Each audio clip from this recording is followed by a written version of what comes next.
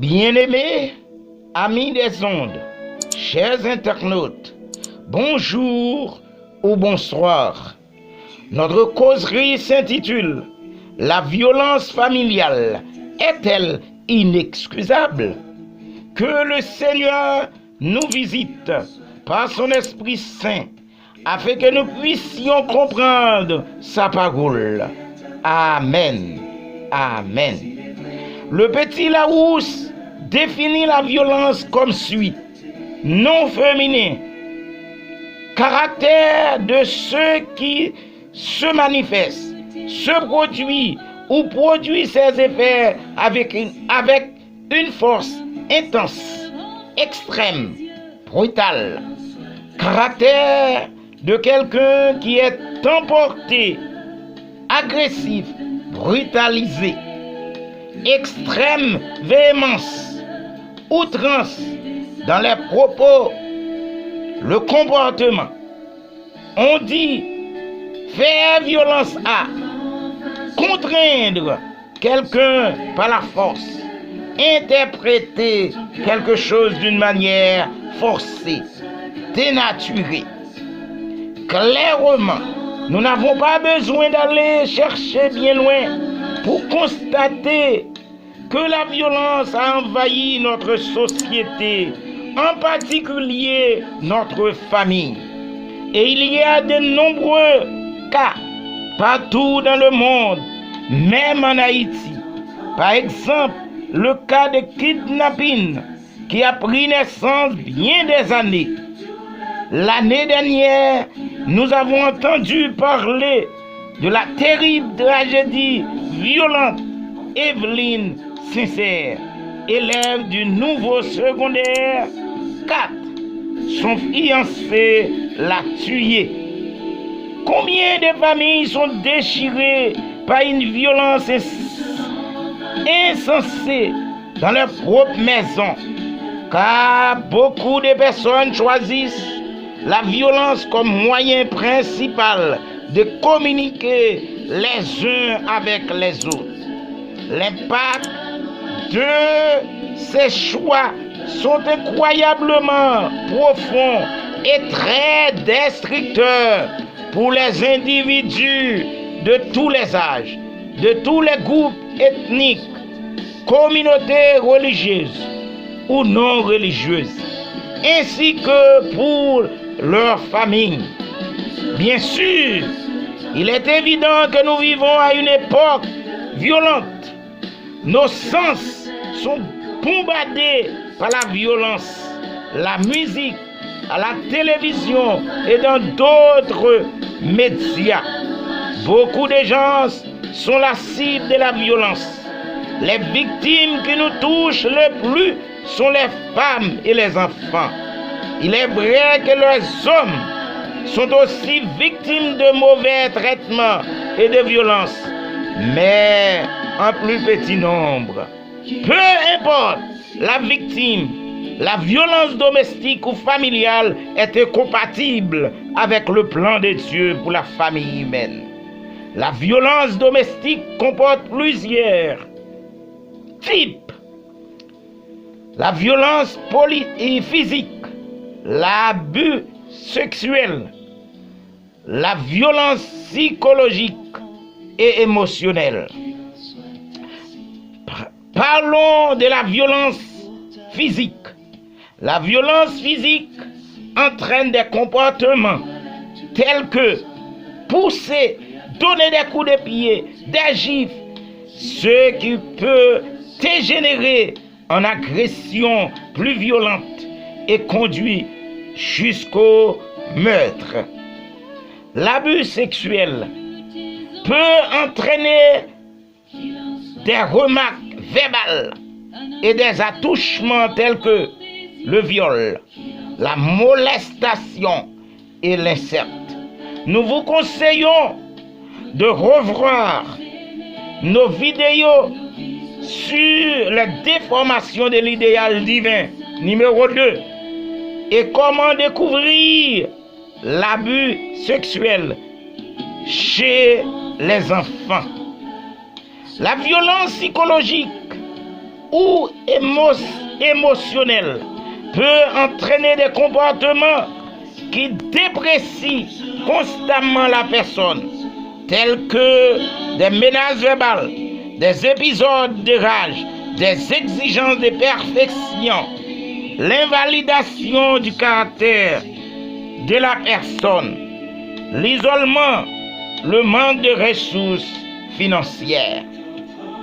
Voyons enfin les victimes et les conséquences de la violence domestique. Tout d'abord, la violence domestique se caractérise par la peur, la souffrance et le contrôle. Point 1. Les femmes âgées de 20 à 24 courent plus de risques d'être victimes de violences domestiques. Point 2.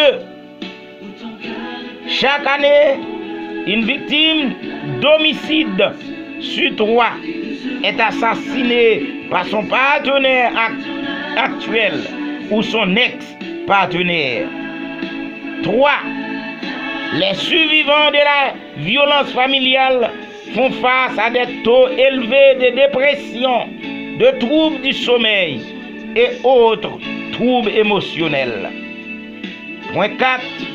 La violence domestique contribue à la mauvaise santé de nombreux survivants. Sans aide, les filles qui sont témoins de violences domestiques sont plus vulnérables à la violence, à l'adolescence et à l'âge adulte. 6. La plupart des violences domestiques ne sont jamais signalées. En outre, il y a plusieurs raisons qui expliquent pourquoi un agresseur choisit d'abuser de son pouvoir. Mais n'oublions pas l'abus.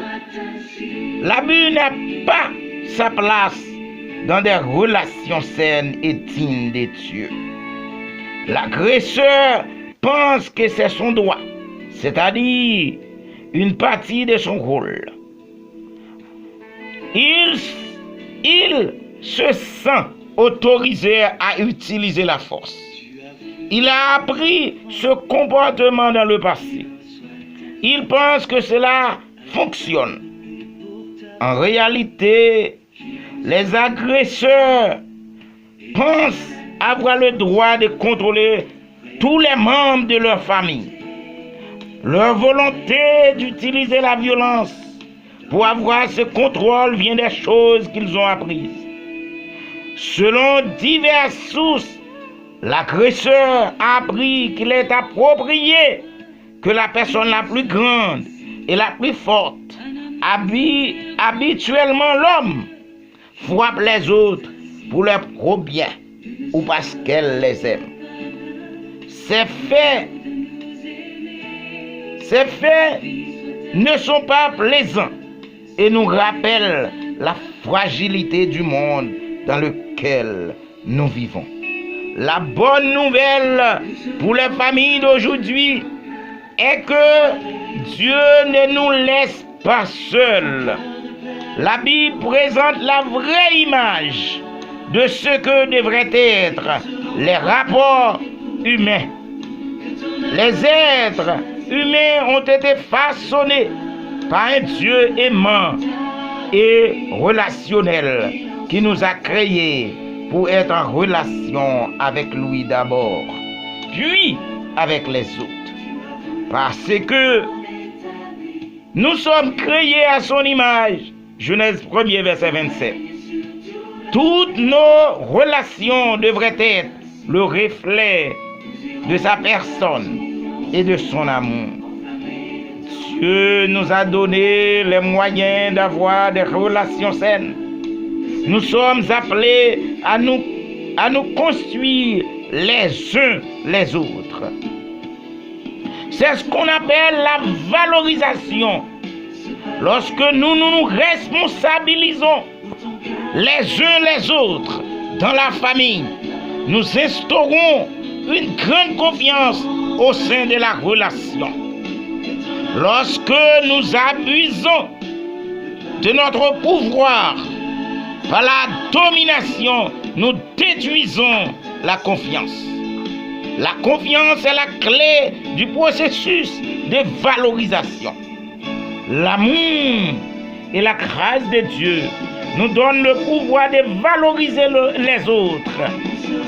Si les membres d'une famille se valorisent mutuellement, chacun grandira d'une manière exponentielle dans l'humilité et l'amour. En vérité, les membres de la famille commencent à grandir davantage en ressemblant au Christ. En fin de compte, beaucoup se trouvent maintenant en dehors de ce modèle de relation familiale saine. Dans les foyers où la violence est infiltrée, nous vous encourageons à partir d'aujourd'hui à faire en sorte que votre maison et vos relations soient totalement exemptes de violence. Alors que Dieu nous a donné le pouvoir de rechercher des relations saines et dignes de confiance, qu'il nous vienne toujours en aide. Amen. Amen. Le ciel sourit bienveillant quand règne l'amour. Chacun se montre accueillant quand règne l'amour. Plus gaiement chante